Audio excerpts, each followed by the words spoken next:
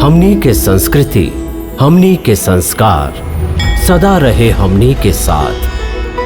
भारत के महान ग्रंथ और काव्य सब के संपूर्ण संकलन सब्सक्राइब करें तिलक।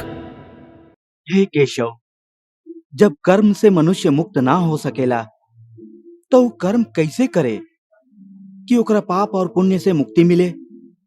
केहू से प्रेम करे के कोनो विधि ना होखेला, बाकी पूजा करे के तो कई गो विधि होखेला।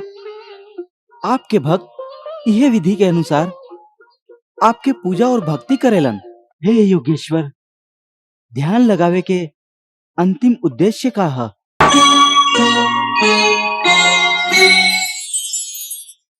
ई का कहता रहा केशव कि युद्ध करके पाप ना लागी?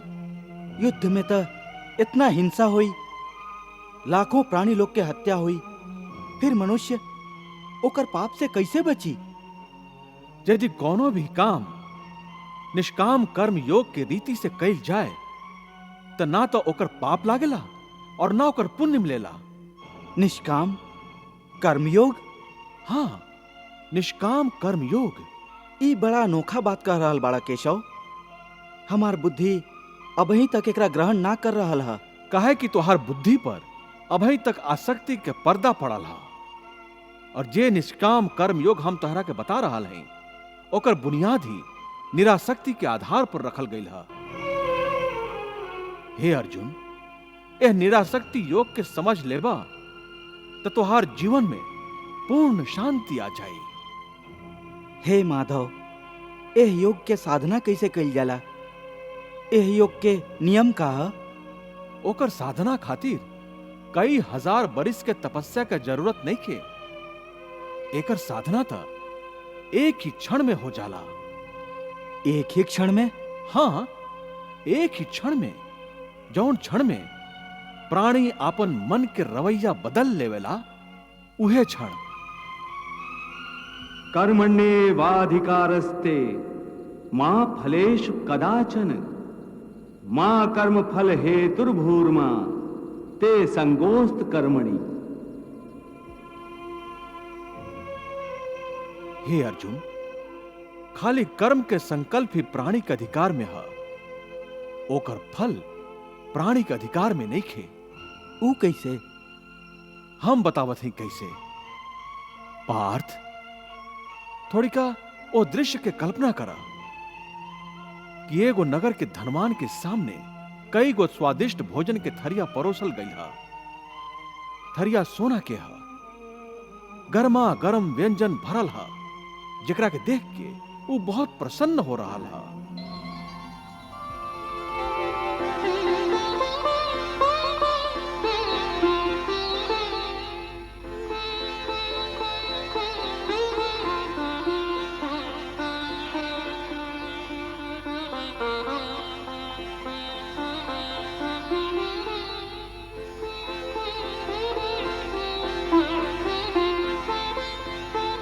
वो बहुत प्रसन्नता से पहला निवाला उठावेला।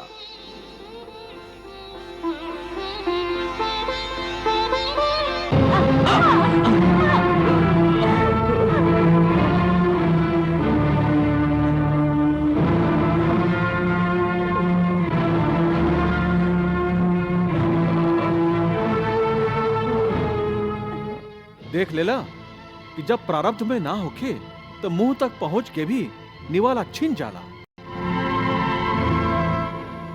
वाह प्रभु वाह।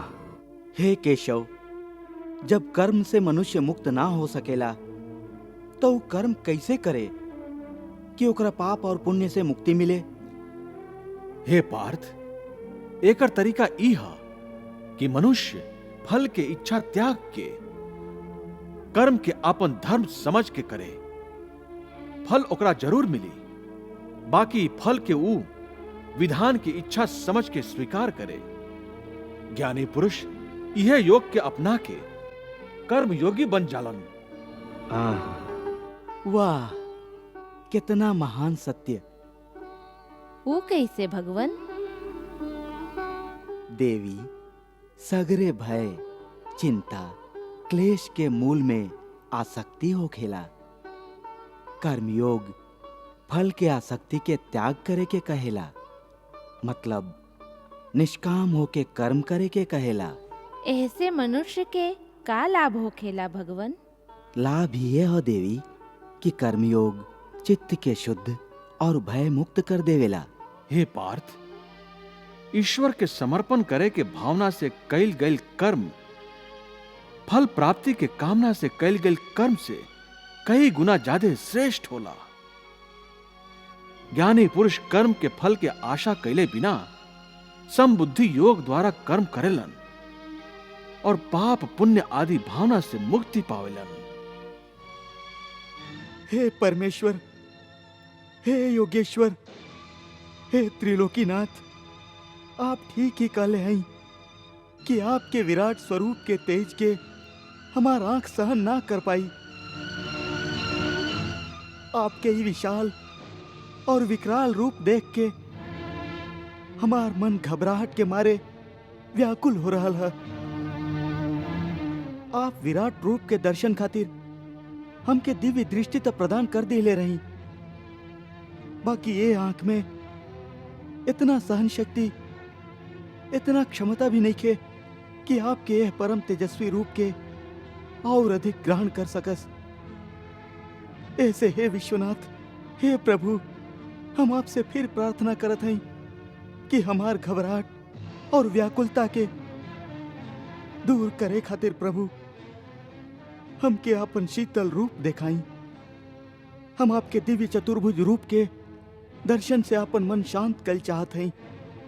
आप फिर से शंख पद्म गदा धारण करके अपन सौम्य चतुर्भुज रूप में हमके दर्शन देवे के कृपा करी। हे भक्त, हम तोहके पहले ही जता दिले रही कि तू हमार विराट स्वरूप के तेज के सहन ना कर सकबा। फिर भी खाली हम तुहार मान रखे खातिर हम ही विराट रूप धारण कैली और अब तुहार दूसर प्रार्थना के भी स्वीकार करत हैं और तुहार इच्छा के अनुसार हम चतुर्भुज रूप धारण करत हैं।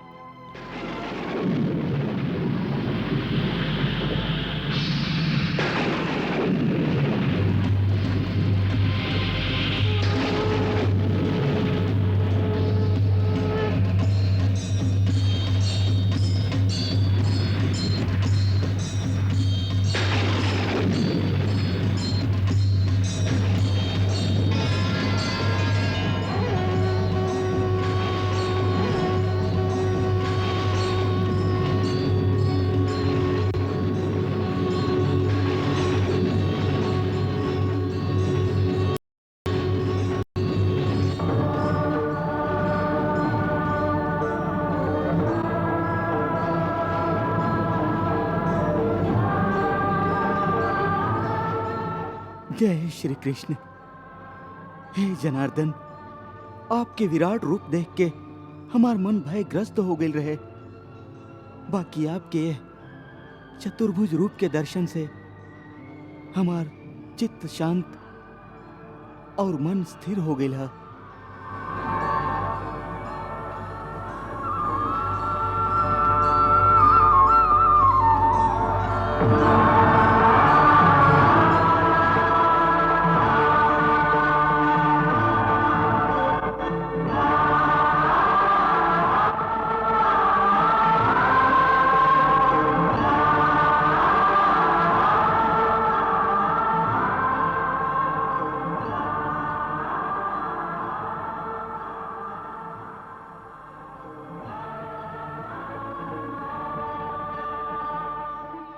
हे अर्जुन, तू परम भाग्यवान बाड़ा जे तू हमार विराट स्वरूप और चतुर्भुज रूप दोनों के ही दर्शन कर लेला। हे दया के सागर, आपके दया खातिर हम आभारी हैं।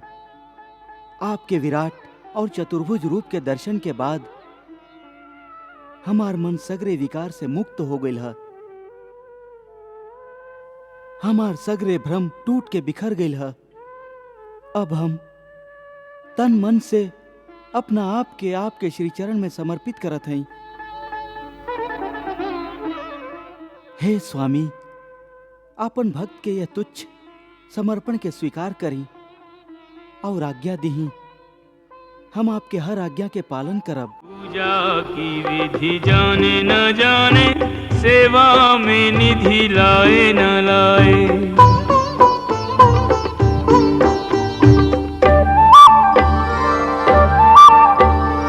आवाहन के विसर्जन के कोई मंत्र सुनाए या न सुनाए।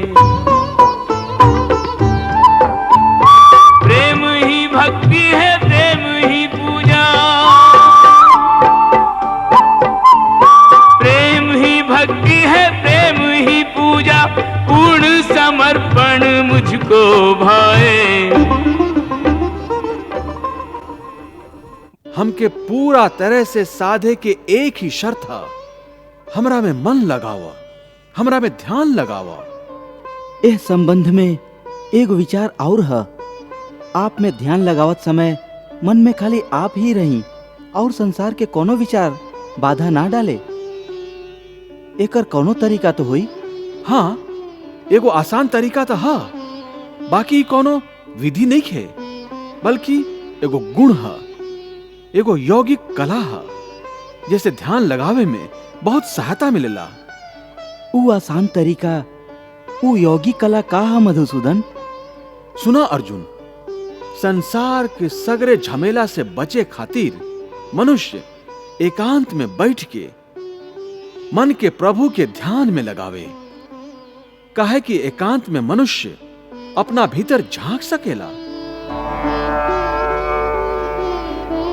बाकी ध्यान लगावे खातिर अपना अंतर में झांके के का जरूरत है? हे अर्जुन, तू भुला रहल बाड़ा कि परमात्मा के अंश मतलब आत्मा मनुष्य के भीतर ही वास करेला।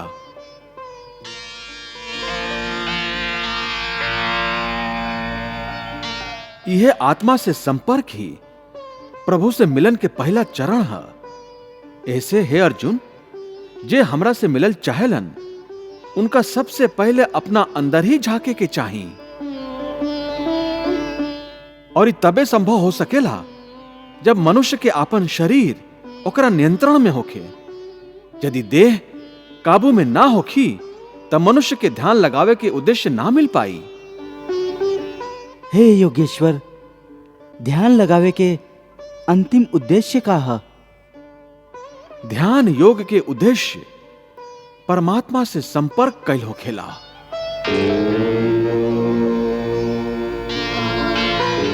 बाकी एकर प्रथम चरण में मनुष्य के आत्मशुद्धि प्राप्त होखेला, सुचिता मिलेला और ध्यान लगावे वाला के अंतः शुद्ध हो जाला।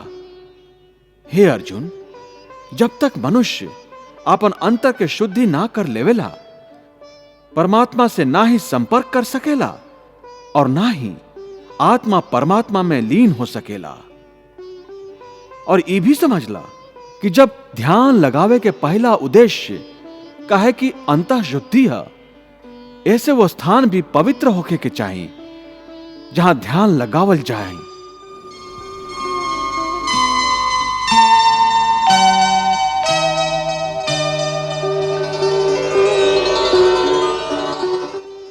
हे अर्जुन, हमार ध्यान लगावत समय मनुष्य के चाहिए कि वो अचल बैठ के अपन पीठ, माथा और गला के सीधा और समान रख के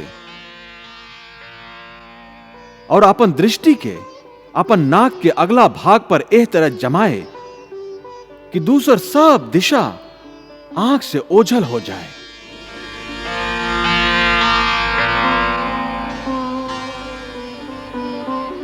ऐसन करे से अपन आसपास के वातावरण से ओकर इंद्रियन के संपर्क टूट जाई और मनुष्य अपन अंतर मन में मन लगा सकी। हे पार्थ, समम काय शिरोग्रीवम धार्यन् न चलन स्थिरा संप्रेक्ष्य नासिकाग्रम स्वम दिशश्चान अवलोकयन्। हे मधुसूदन, ये तो बहुते सहज और अच्छा तरीका है। ये ढंग से तो कोनो भी मनुष्य आसानी से ध्यान लगा सकेला। ये ठीक है अर्जुन, बाकी वो मनुष्य हमरा में ध्यान ना लगा सके जेकर जीवन में संतुलन ना होके। ध्यान लगावे में सफलता खातिर मनुष्य के संतुलन के पालन करे वाला होके के चाहिए। हमार भक्त के चाहिए कि वो खाली इतना ना खाए कि ऐसा लागे कि वो खाली खाए खातिर ही जिएला।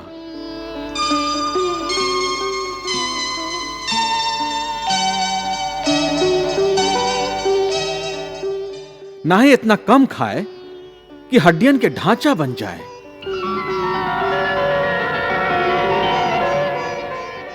ना इतना सूते कि दिन के भी रात समझे, ना इतना कम सूते कि रात के भी रात ना समझे। युक्त आहार विहारस्य युक्त चेष्टस्य कर्मसु युक्त स्वप्नावबोधस्य योगो भवति दुःखः। यदि सुख मिले तो खुशी से नाचे ना लागे,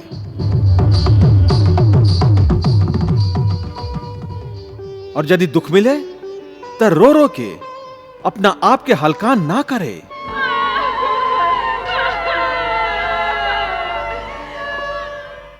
दुख सुख के हवा के झोंका से ना भड़के वाला ना बुझे वाला मनुष्य ओह दिया के ज्योति के लेखा होखेला, जे तेज हवा में भी सीधा और अडोल रहेला।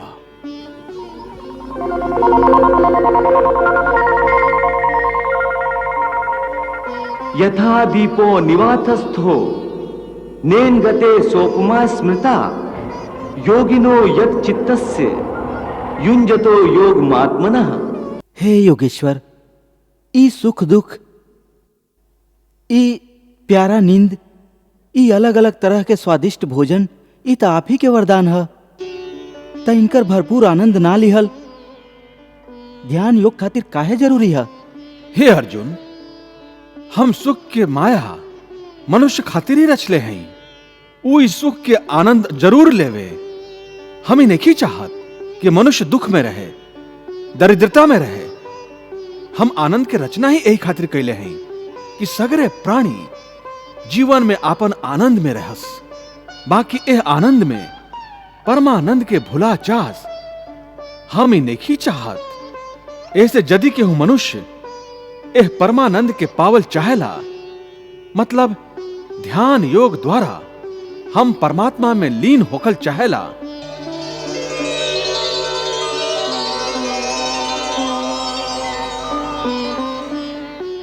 तो ओकरा खातिर जरूरी है कि ऊ एह माया में उलझल ना रहे और मोक्ष प्राप्त करे। नाता जन्म जन्मांतर के चक्रव्यूह में ऐसन फंस जाई कि निकल ही ना पाई। रूप है अनेक भले जन्म है अनेक मेरे, मुझसे मिलने में अंतर इससे न आए रे।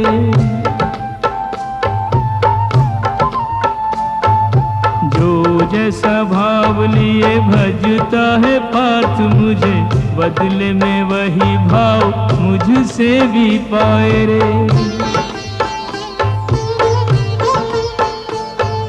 पूजा आराधना करे जो जिस रूप में, वो मेरा दर्शन उसी रूप में पाए रे।